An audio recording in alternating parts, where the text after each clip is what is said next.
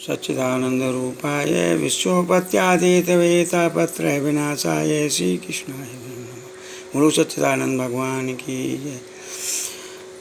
भगवत भक्तों, नित्य की बात मैं आप सबके बीच उपस्थित हूँ। कल आपने आत्मदेव की कथा सुनी थी। धुंधली के आचरण की कथा सुनी थी। एक दिन उसकी भगनी बहन स्वेच्छा से उसके घर में आई तो उसने सारा वृत्तांत अपनी बहन को बताया। बहन, मैं इसीलिए चिंता करती हुई दुर्बल हुई जा रही हूँ। बहन कहने लगी, बहन चिंता न करो, मेरे जो गर्भ है मैं उसे दे दूँगी और आप जो है गुप्त रूप से घर में रहिएगा।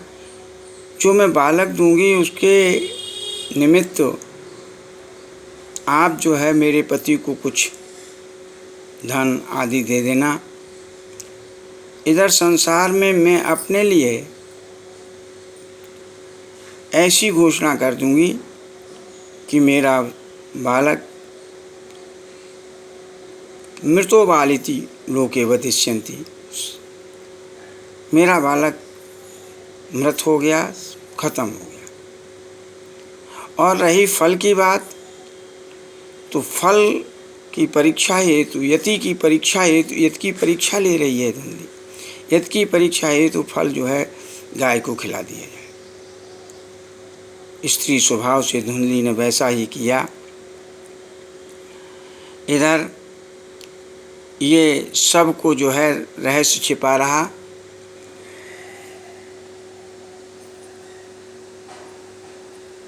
इसके बाद में जब बहन के पुत्र पैदा हुआ तो उसने उसको पुत्र दे दिया और ये सब में जन चर्चा हो गई कि आज आत्मदेव जी के पुत्र पैदा हुआ।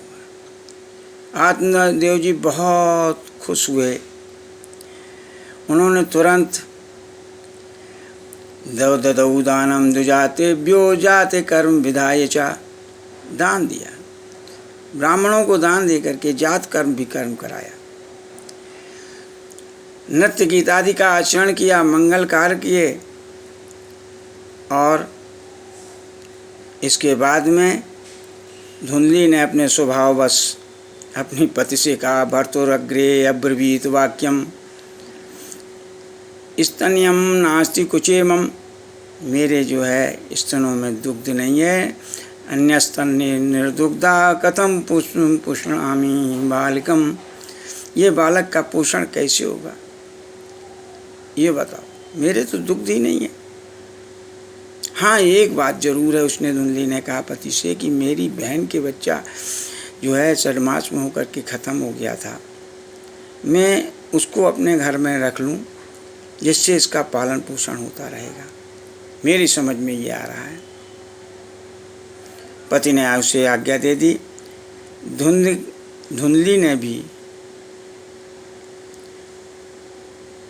उसको अपने घर में रख करके बालक का पालन पोषण होने लगा। 3 मास व्यतीत हुए थे। उसी समय जो है धेनु के भी बालक पैदा हुआ। सर्वांग सुंदरम दिव्यम निर्मलम, सभी उसके अंग सुंदर थे, बहुत ही सुंदर बालक। सब लोग देख करके आश्चर्य में हो गए। आत्मदेव ने भी देखा तो बहुत प्रसन्न हुए। और ये मनुष्य न ज्ञातम तद रहस्यम तू केनापि विधियोगिता, और ये रहस्य किसी को नहीं मालूम था। उसका नामकरण संस्कार हुआ, गोकर्ण नाम रखा गया। अब देखिए, यति का दिए हुए फल का जो है क्या हुआ कि गोकर्ण पैदा हुआ धेनु से। तो गोकर्ण कैसे हुए?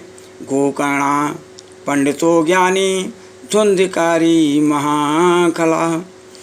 गोकर्ण जी बहुत ही पंडित, योग्य, ज्ञानी और धुंधकारी महादुष्ट था।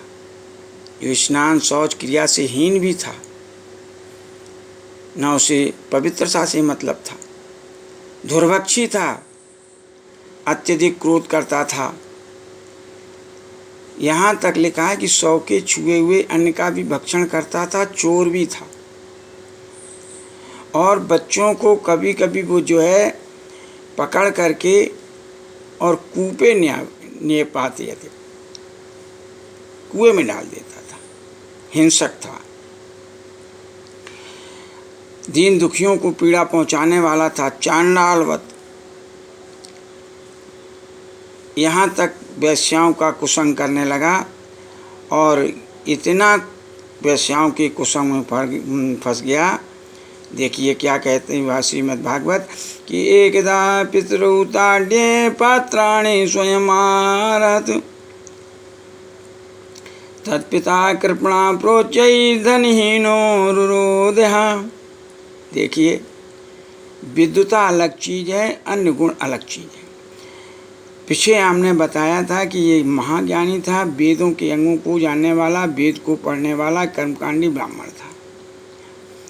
लेकिन इस श्लोक में आया है कृपणः, कृपण भी था, इसलिए इसके घर में धन इकट्ठा था।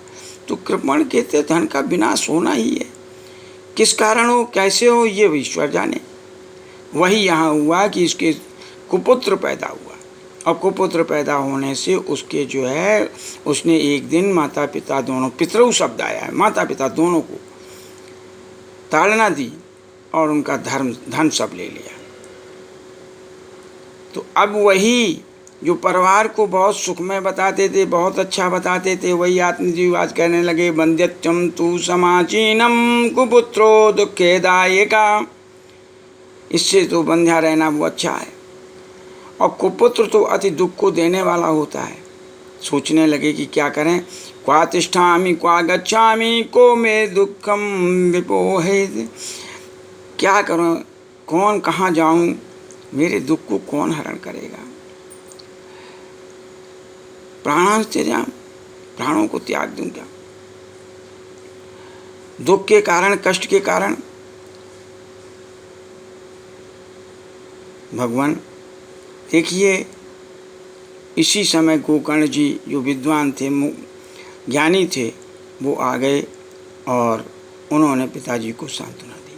क्या सांत्वना दी, कल बहुत ही ज्ञानमय श्लोक आपके सामने उपस्थित होंगे। योगी ने जो कहा था, यति ने कहा था, वही गोकर्ण जी आए अपने पिता को उपदेश देंगे। वो इस उपदेश कल आपके सामने प्रस्तुत किया जाएगा, आप ध्यानपूर्वक सुनेंगे। सर्वे भवन्तु सुना, सर्वे सन्तु निरामया, सर्वे भद्राणि पश्यन्तु मा कश्चित् वाग् भवेत्। सबका भला करो भगवान, सबको दो भक्ति का दान, जो बोले सो हवे। सच्चिदानंद भगवान की जय। हरि शरणम, हरि शरणम, हरि शरणम।